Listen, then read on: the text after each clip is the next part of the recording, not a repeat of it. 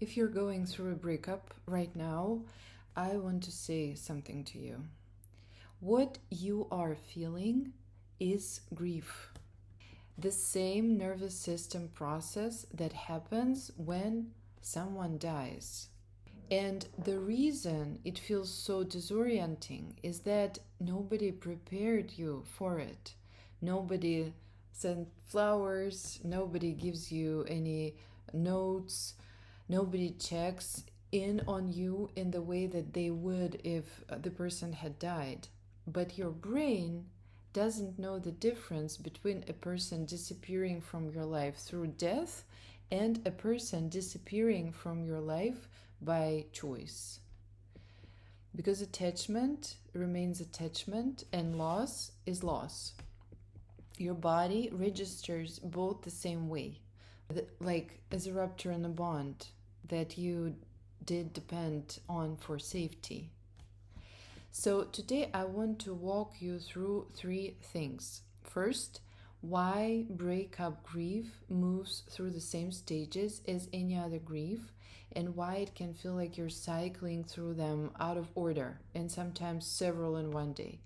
Second, why some grief eventually softens on its own and other grief stucks and starts to feel more like trauma.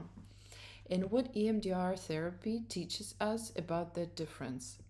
And third, I want to bring up some real exercises that you can start using today, whether or not you go to see a therapist.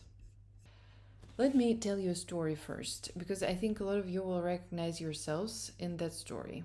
Picture two people, and they love each other, and one difficult night they have an argument, and it escalates the way arguments sometimes do, faster than either person means for it to. One of them, in a flash of hurt and anger, blocks the other person. And not because the love ended in that moment, but because the pain was too big to hold. And blocking felt like the only way to make it stop, even for a few hours. And afterward, the other person waits and believes genuinely that it's temporary, that relationship survives arguments, that if she just gives it a little time, he'll reach out, they'll talk, and things will go back to where they were. So days pass, he doesn't reach out. Eventually she does. She reaches out first and explains herself. She opens the door that got slammed shut. And that's when she finds out she's the one who's been blocked. And now the person on the other side tells her the truth. And it's not what she expected.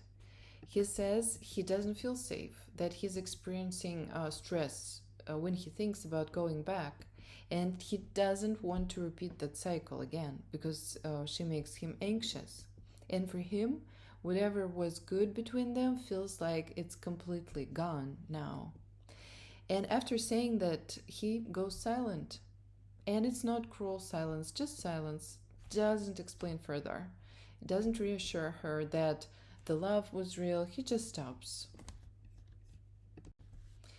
And here's the part that breaks people the most. She can't understand how a relationship that felt so alive, so mutual, so full of shared future could end in a silence rather than conversation. Because she had faith and she believed he loved her, that he wasn't lying when he was saying it. And she believed that two people who loved each other would talk things through rather than let it die without a word.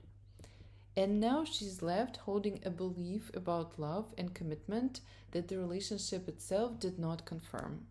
And that gap between what she believed love guaranteed and what actually happened, it's where the deepest pain of grief actually lives. It's not only the loss of the person, it's the loss of a story she was telling herself about how love works, that it survives everything. If this happened to you or someone you love, this will teach you something real, and it already has. That lesson is valuable. It will protect you later. But right now, underneath that lesson, you are also in shock, or you're bargaining, or you're replaying the same conversations on a loop looking for the sentence that would have changed everything. Both of those things are true at once, and that's exactly what grief looks like from the inside. Wisdom and devastation sitting in the same body on the same day, sometimes in the same hour. Let's slow down and talk through the stages, because I don't want you to feel like you're grieving wrong or anything like that. So, denial usually comes first, and in a breakup, it rarely looks right, like refusing to believe that it happened. It looks more like refusing to believe that it's permanent, because a part of you keeps operating as if this is a pause, not an ending. You still check your phone the way you check it during another kind of waiting. You still narrate your day to him in your head before even catching yourself doing that. And that's happening because your nervous system is trying to buy time to catch up with this new reality that it wasn't braced for. Then there's bargaining, and this is often the loudest stage in a breakup, because unlike death, the other person is still alive, still reachable, and still theoretically capable of changing their mind. So the mind runs stimulations constantly.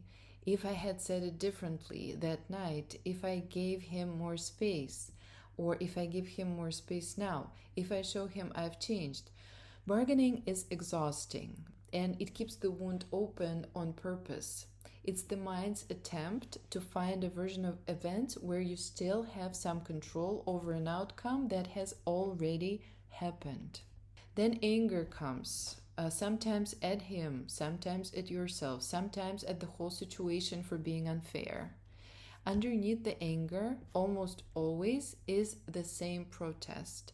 This isn't supposed to be how it ends. People who love each other are supposed to fight for it, not disappear into silence. Then depression, not necessarily clinical depression, but that heavy low. What's the point? That weight that settles in once the bargaining quiets down and reality starts to sink in. This is usually the part that scares people most because it can feel permanent. But it is not. It is a phase. It's not a life sentence. It will end too. Eventually, acceptance, which doesn't mean you stop caring or stop remembering. It means the memory stops hijacking your nervous system every time a thought about him or her, them comes up. And you can think about them without your body reacting like it's happening right now in this moment all over again. The stage model of grief alone doesn't fully capture what healing actually feels like day to day. There's another model, the dual process model of grief.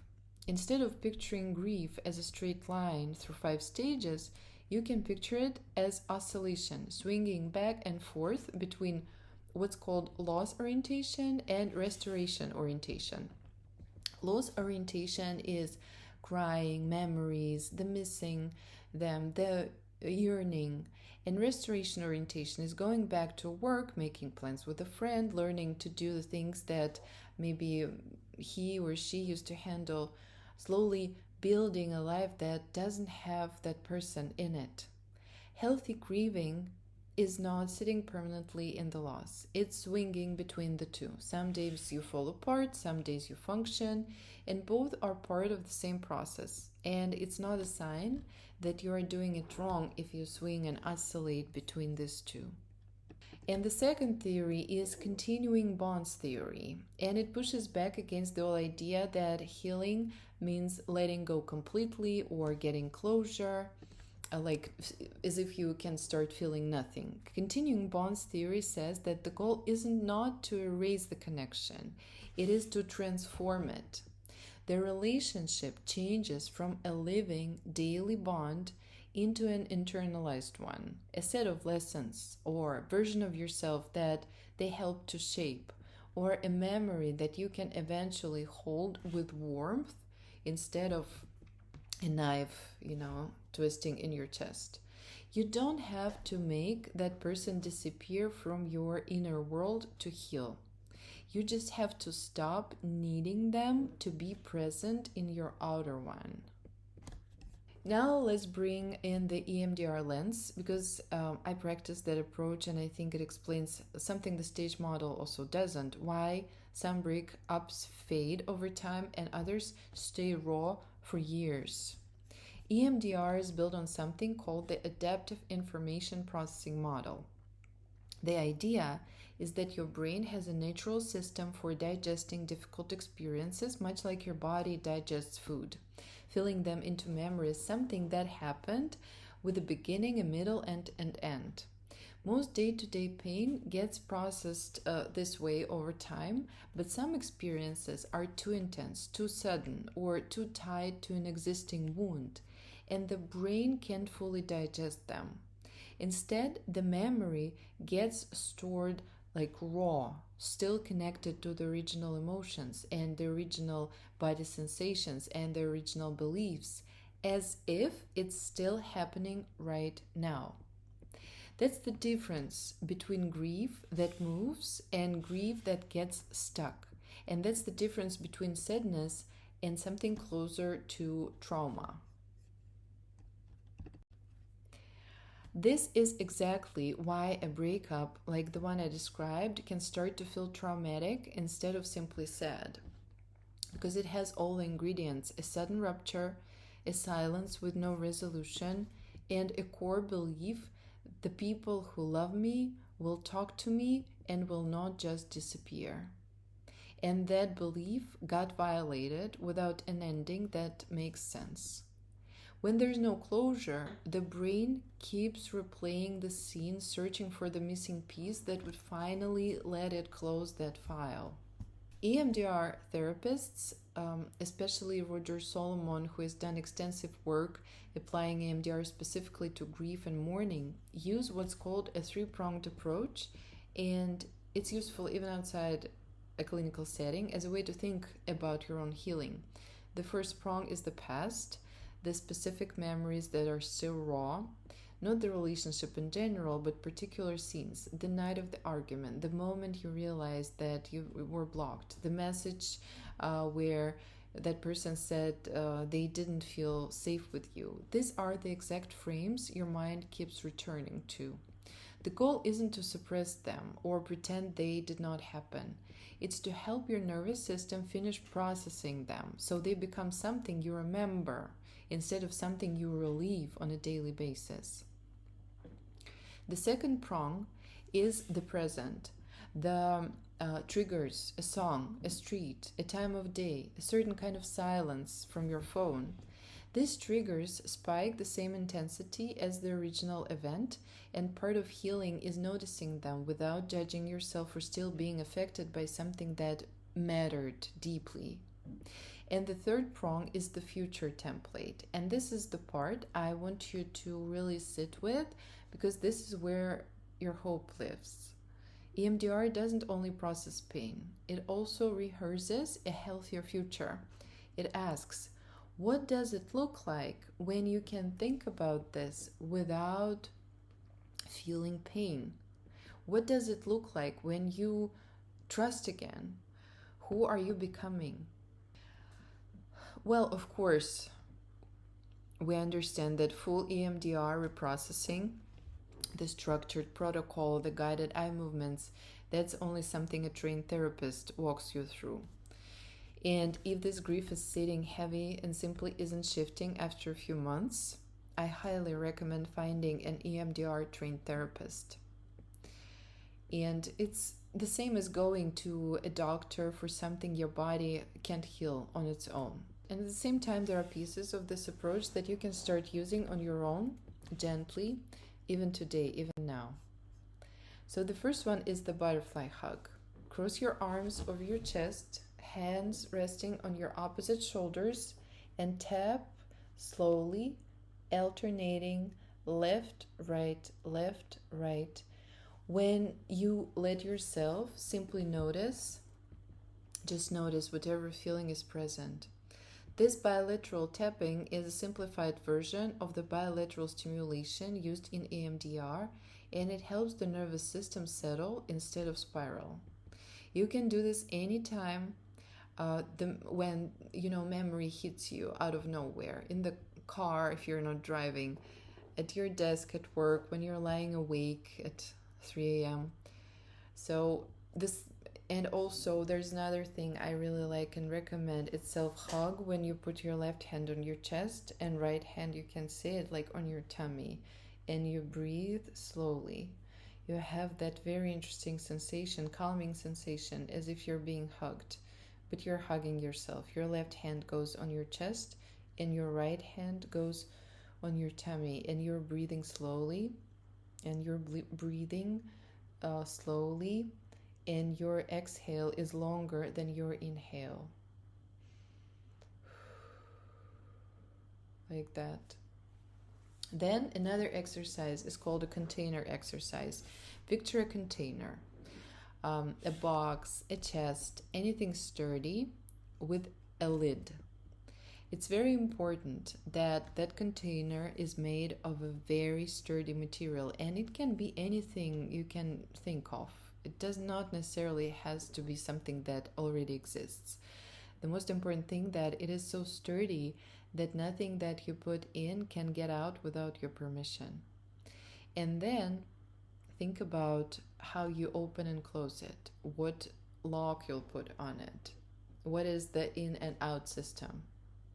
And then imagine that it is super nice and cozy inside. So anything that you put in just loves to stay there. And imagine that container in your mind, describe it to yourself. Notice how you feel when you're describing it, and notice maybe colors, maybe some people can hear sounds around it. Maybe you imagine that it's a bunker in a forest where birds sing, but it's so strong and sturdy, like magic box. So once you have it set up, when the intrusive replaying starts, or you start thinking, what did I do wrong? Or you start searching for the sentence that would have changed everything, imagine placing that specific thought into the container and closing it. What is very important, that that thought loves to stay there because it's very cozy inside.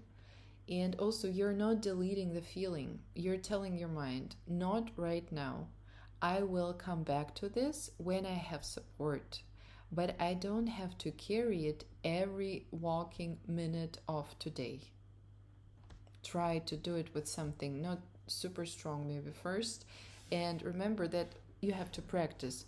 With all these exercises, ideally you do them every day, even if nothing happened, so that you build that muscle. Like when you go to gym, you build muscle, right? A routine and repetition helps. Same with psychological skills. You need to do it on a regular basis, and then eventually it will happen almost automatically. Instead of ruminating automatically, you will be sending your ruminatory thoughts and very difficult feelings to sit in a cozy container till you are ready to deal with them. Another exercise is a safe place visualization. So to do that, you need to close your eyes and bring to mind somewhere real or imagined where you have felt completely calm and safe. Notice what you see there, what you hear, what your body feels like in that place. Notice colors, notice smells, notice your body sensations. Look around. Spend some time just breathing into that image. This gives your nervous system a place to return to when a memory pulls you under. A reminder that safety still exists, even on the hardest days and times. Also remember that smells are crucial when we want to evoke good memories. You can smell something that is associated with a good memory, with a safe, calm place, and your mind just flies there. It's like teleportation in a second. So use smells. And another exercise is a future self-visualization. You can picture yourself a year from now, not with that person and not resolving this specific relationship, just further down the road. When you are lighter, you're breathing easier, you're laughing at something ordinary. Let yourself feel, even for 30 seconds, what safety in your own life feels like without this person in it. That's the future template. That's your nervous system practicing hope instead of dread. And I have a video on future self exercise, which I use myself from time to time as well. So, with all that being said, grief like this teaches you what you need next time. That love is not only about intensity, but it's about someone who stays in the room when things get hard, who reaches toward you instead of away from you. And somewhere ahead of you is a version of love that does not require you to earn safety after every rupture. You will meet people again. You will feel this pain move from the front of your mind to somewhere quieter. That's what grief does every single time if you let yourself move through it instead of getting stuck. You are grieving hard because you're human, you are attached, and you are healing, even on the days when it doesn't feel like it. And I hope that healing process continues for you.